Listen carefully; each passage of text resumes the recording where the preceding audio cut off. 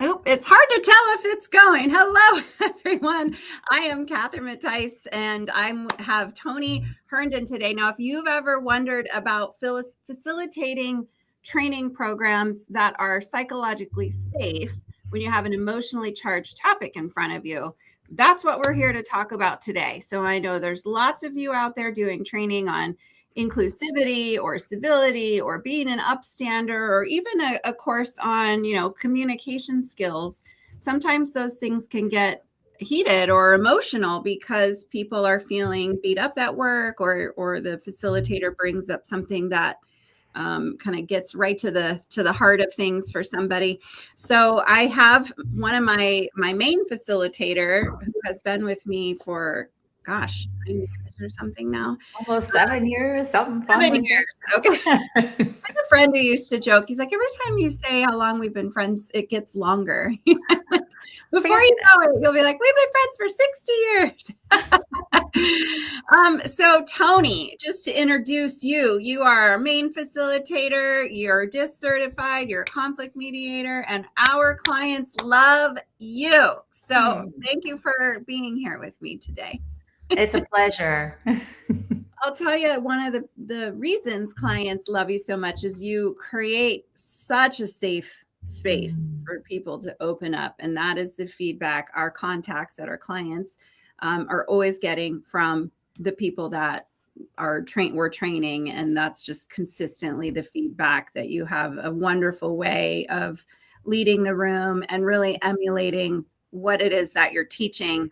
And I know you love it when someone challenges you, because it gives you a chance to kind of demonstrate how to do it, versus I think a lot of facilitators can, at least in their head, go, oh gosh, I'm being challenged. What do I say? Or you defend your content, but you don't do that. You just coach on the spot and all of that. So let me just jump into the first question. We talk all the time about psychological safety. So what does that actually even look like in a training? Well, I have to say it really falls heavily on the facilitator to create that from the very beginning.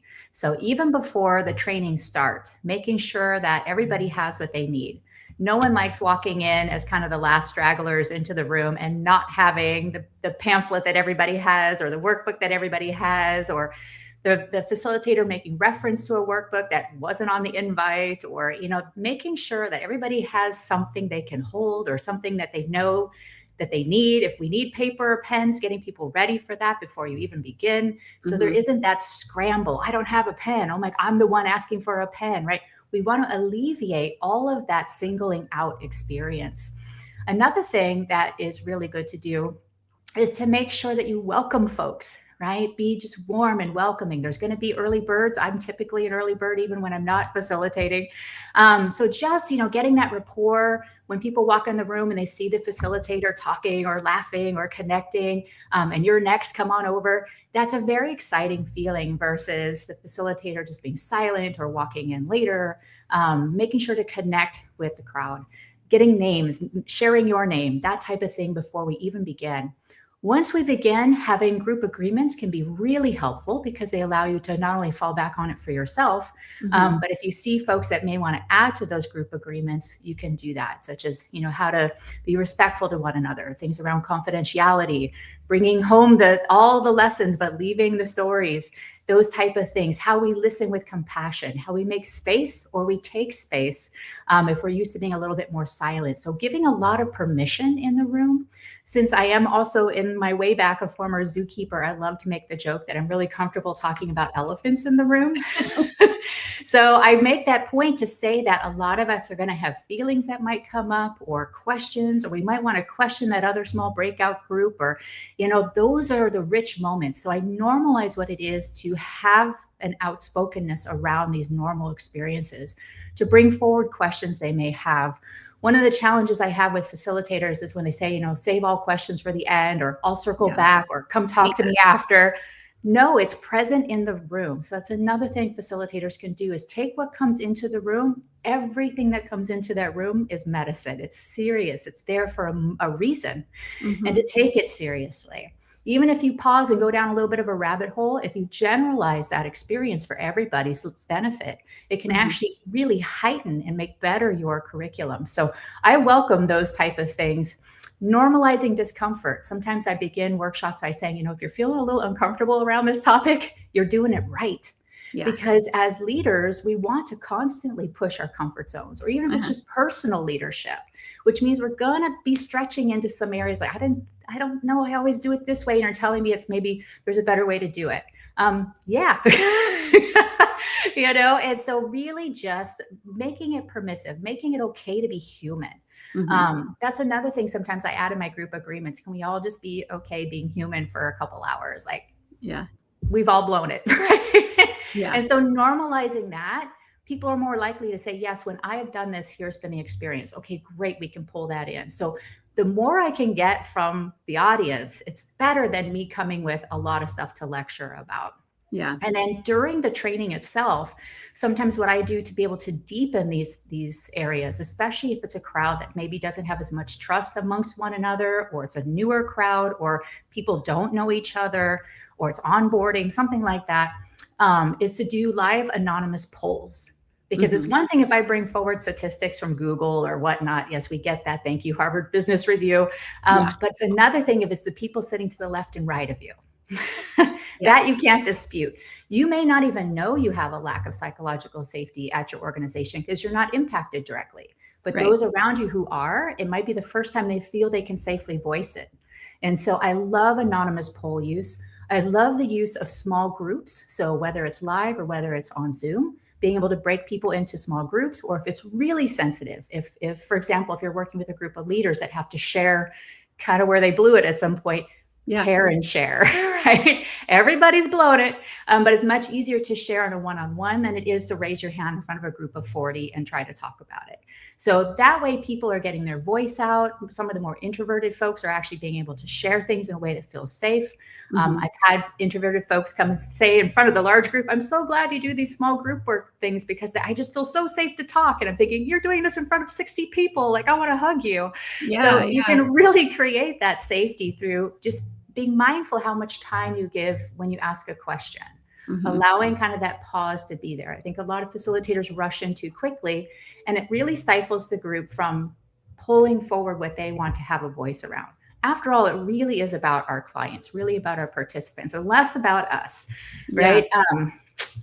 I think those one thing you didn't say that I know you do is you'll jump around the slides. I think facilitators, especially maybe more newer facilitators, get kind of focused on the order of slides. And now I have to do this. And I was supposed to do this for 20 minutes and now it's in a half hour and all that. And you're more flexible with the material. And we even tell clients that here's the learning objectives, but it may not all come in that order for every single group that we train. So a lot of times we're doing, 5 trainings or 1 topic to 5 groups or something. And can you speak more on that and how that helps create that psychological safety too?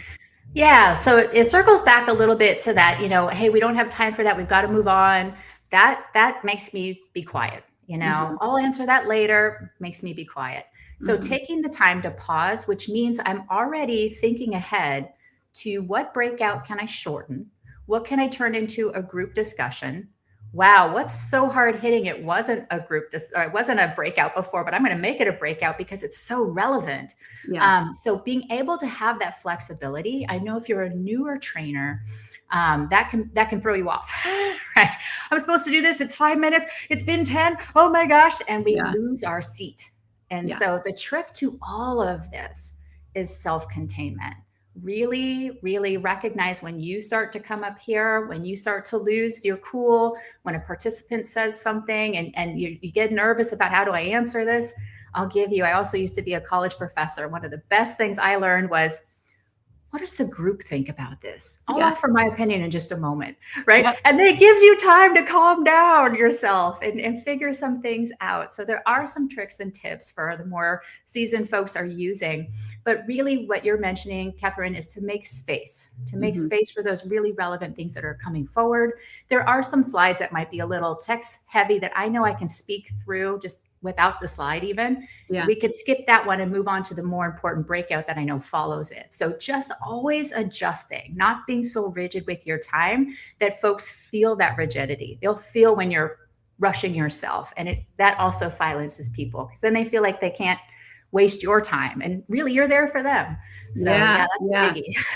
Yeah, it is. And it can be hard. I think for anybody who has their own material with other trainers, I know it's easier to do all of that you just described if it's your own material.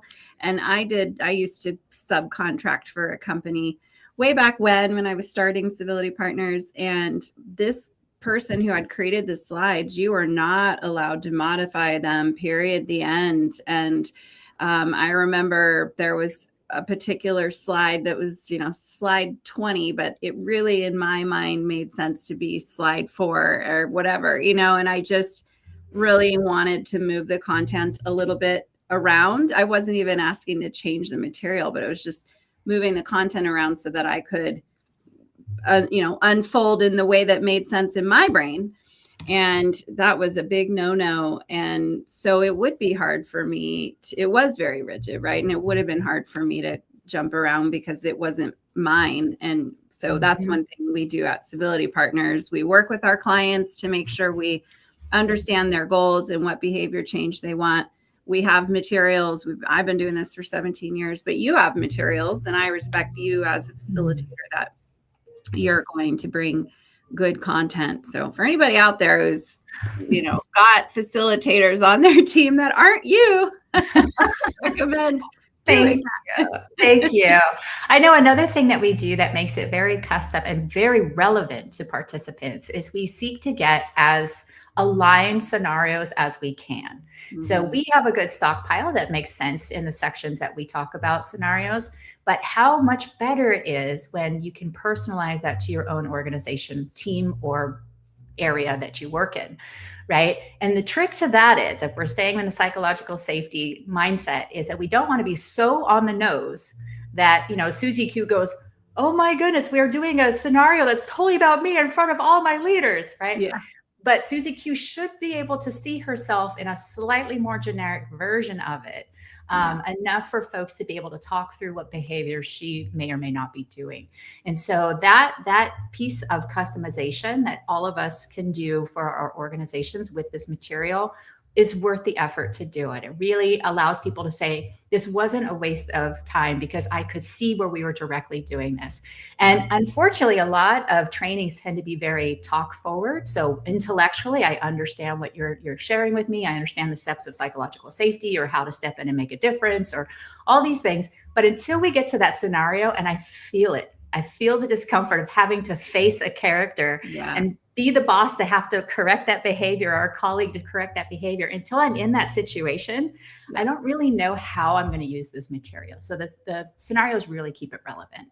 Yeah, I'll mention. So Jenny, thank you. She posted our Upstander training toolkit. And one thing I've seen when I kind of research other Upstander courses out there is it's exactly what you said. A whole lot of education about why being an Upstander is important, what happens when you have a bad work environment, the psychological damage. And then there's 1 or 2 slides at the end with, 10 tips for speaking up. And that tells me that trainer who created that material that I've seen, and I've seen this many times, doesn't fully understand the value of the practice, or maybe they don't know enough about Upstandership to feel like they can create a good course. But we really talk about the courage it takes to speak up, and and we give tons of tools and different scenarios to try out different tools. And that's much more useful than all the theory and research around Upstandership. So true. And even just asking the question, how would you start that conversation? Is different than saying, okay, so when you see this, make sure you report it. Everybody nods their head and goes, I'll do that. Yeah. What does that sound like? That's what I'm curious about. Yeah. What does that even mean? So I know everybody loves stories. You've got some great ones about this all at work. Can you talk about the client we had where somebody challenged that you even have a doctorate. And everyone, this was so sort of odd that people in the room were wondering if it was a plant, and the company had brought someone in specifically to harass Toni during the training. What I appreciate is that there were 5 people that went after the training to HR and said, we just need to talk about what we saw happen. So kudos for having the ability to have that. But yeah, you're absolutely right. There was one who said, was she a plant so we can learn better what to do? And what happened was, there was a gentleman, he was working between 2 monitors. So basically his whole training looked like this with me anyway. And he would only turn to me when he really wanted to zing me. And he said, the first one, he said, Dr. Herndon. And I could just tell by his inclination, I'm like, oh, this is going to be fun. I'm like, yes, and he's like, I highly doubt that your doctorate is in law. And I said, you're absolutely correct. Then you probably don't know, blah, blah, blah. And I said, oh, tell me, right? Because I knew he was just a wounded person that needed a little airtime. And so, okay, tell me. And we happen to be talking about the topic and the difference between intention and impact. If I have the best of intentions to connect with you, you're new on my team, I want to know who you are, and I commit some kind of a microaggression, I say something doesn't land well for you, I have to own that didn't land for you, right? What he was saying is, well, my intention was clean, so I'm clean, right? And in the law, and he spouted out some Latin, and he said, here's how it is for, the law, is that intention does matter. And I said, you know what? I understand that in a court of law, like why that has to be. I also know there's a difference between the spirit of the law and the letter of the law. So for example, I could find a loophole in your company and exploit you, and it's legal, but why would I do that? Why would I cause harm just because it's legal? And so we have to be cautious about resting behind the law. We have to look more at the human law, right? Like, how do we want to treat each other? How do we want to be treated by others? If we can crack the whip and get our team to do something at this level, well, imagine if we lighten up that rigidity. They would want to do stuff out of their own free will instead of just, what do I need to do to not get in trouble?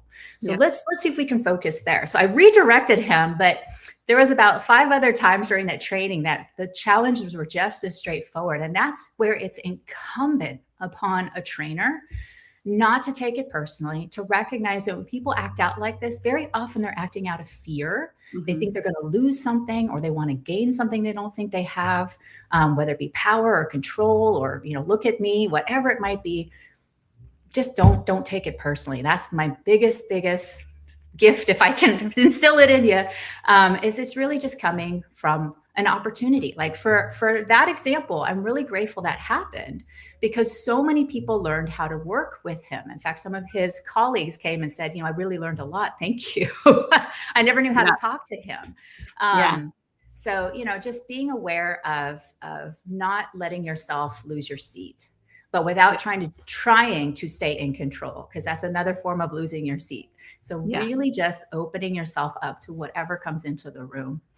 Yeah. Well, I think we've all had those people in college classes where I also taught, and in training programs where people want you to know that they know more. They want everybody to know. They want everybody to know as much as or more than you. And you just kind of go, oh, well, thank you. Yeah, I get that. That makes sense. Yeah, that's awesome. So what do you do? You gave us a story, but can you give us some other examples? I know, like, leaning in is kind of your main tip. Like, yes, tell me what you're wanting to question. What other tips do you have for scenarios like that, where somebody's kind of taking up too much airtime, or making something uncomfortable, or even making a comment about, I don't understand why we have to talk about implicit bias. It's not real, or things like that. What are some other options?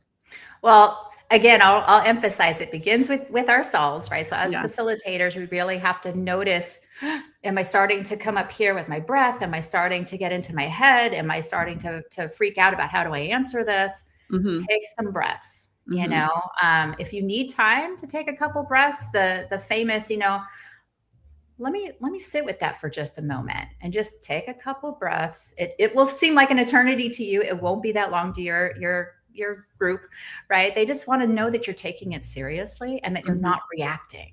You're going to take some time to respond. And that's the whole thing of what we teach, right? So it's incumbent upon us to model the very thing we're hoping that they can do.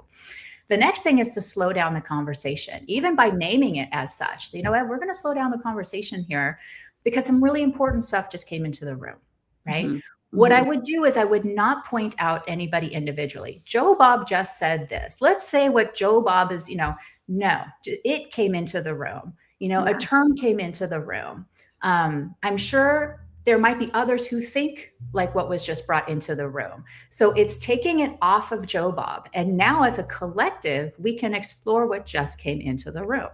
And so that's one way to not further shame or inflame the individual that just said something, but it also looks at it like the gift it just was. Like, all right, how often do we get to do this in a training where everybody's now like, right? Because that's what we want them to be able to be comfortable in. So this is the place for it. Normalizing it where we can, either I used to think like that too, or here's where I've done that behavior. That's a big one because that will give you brownie points through the roof. Or just saying, it's a really common thought that this, or many people don't understand this. I gave there was a multinational company that we worked with, lots of foreign languages that were spoken there. And so some of the English terms that, we might use in a familiar setting. If I say to Catherine, girl, I love your nails. Well, we're friends. It doesn't matter. She's the CEO and my boss. We're also friends. But someone listening to that who English may not be their first language goes, okay, it's okay to say girl to your boss. It's okay to say girl to a grown woman. It's okay. And then they duplicate it, right? And so saying, I can understand, especially if English is your second or fifth language, right? That this might be something you see and hear, but here's the damage it causes when you use it. So normalize first, then generalize. And take it off the person and make it about the behavior. Always, always, always. That's another thing we keep training over and over in many of our topics, is to emphasize on that. Sharing personal examples when it's relevant. We just worked with another organization and they said toxic positivity was one of their biggest challenges. They were going through a lot of change. And of course, the leaders were like, it's okay. Don't worry. We got this. There's a time and a place for that. When your team is dying and not feeling seen and it's, super hardship. They don't want to be told, it's okay, we'll be fine. But I swear I can make a whole second dissertation and just how to be toxically positive because I was for so many years in my life. And so when I can speak from my own experience, I can speak from the struggle of what it is to shift it. If I get really vulnerable, I can talk about the trauma where it came from in my family. But moreover, I can talk about the damage it's doing to the people around me. They do not feel seen and heard. They do not feel safe to come to me with challenges. They think I'm going to blow them off. Now, that wasn't my intention. My intention was to solve their problem. But that's how they were receiving it. And that's what I had to be mindful of. It doesn't matter always my full intention. It matters how it's landing, right? So I had to be honest about even just that. I think those are some of the bigger things to be mindful of. I love that. And I do like kind of circling back to something you said earlier that just kind of like, well, what do you think as a group? And that gives you time to think. And also it gives you an opportunity to learn about how the organization functions. Because I find a lot of times people will say things like, well, here, this is how that's normally handled. And everyone kind of goes, yeah. Or someone says, that hasn't been my experience. And so it gives you an opportunity to learn kind of more of the context that these people are in and help them navigate whatever politics or processes they have. You're on the right track when you build enough rapport and enough safety that someone has something kind of challenging they're experiencing, or even a slight challenge towards you. And another person in the audience says, I have a solution. I had the same problem on my team. They're volunteering instead of waiting for you to ask, has anyone else experienced this on their team? And so the more, again, that more freedom you give people, they'll take you up on it. And if it ever does become too much, because I remember in this inquiry, you asked about monopolizers, right? Yeah. Those who just keep talking. There are some ways to work with that feel psychologically safe, and there are some that do not. And so when you're doing a live training, what's great is that you can, just kind of point and say, how about someone from this side of the room, or how about someone from the back? What it doesn't feel psychologically safe to me, although I know there's times we need to do it, is to go, okay, Susie Q, what do you think? That can feel really like, you don't know my history with public speaking. You don't know me. Like, this is not safe. Others will love it. But I usually resort to names calling at the very, very last. If everyone's being super quiet, and I usually give them like a couple, like, I hate being all teachery and calling names. Would anybody be interested? And I'll kind of like lean over and hope a group takes me up on it. Only at the very last resort will I say, okay, Allison, would you mind? If not, it's okay. I'll joke too. Jokes help create psychological safety, right? Yes. And I'll joke. Don't make me pull on my college professor hat and call names. Like, somebody, I need you to say something. Yeah. And then, if someone keeps they're always the first hand, they're always the first to speak out. I used to be one of those. So I know, like, it's done out of exuberance. It's done out of like, I want to share, everyone else is being quiet, so I'll talk. It's usually done. There may be even some neurodivergence involved into like why I want to just keep talking. And just compliment, like, I really love that you are so excited about this training.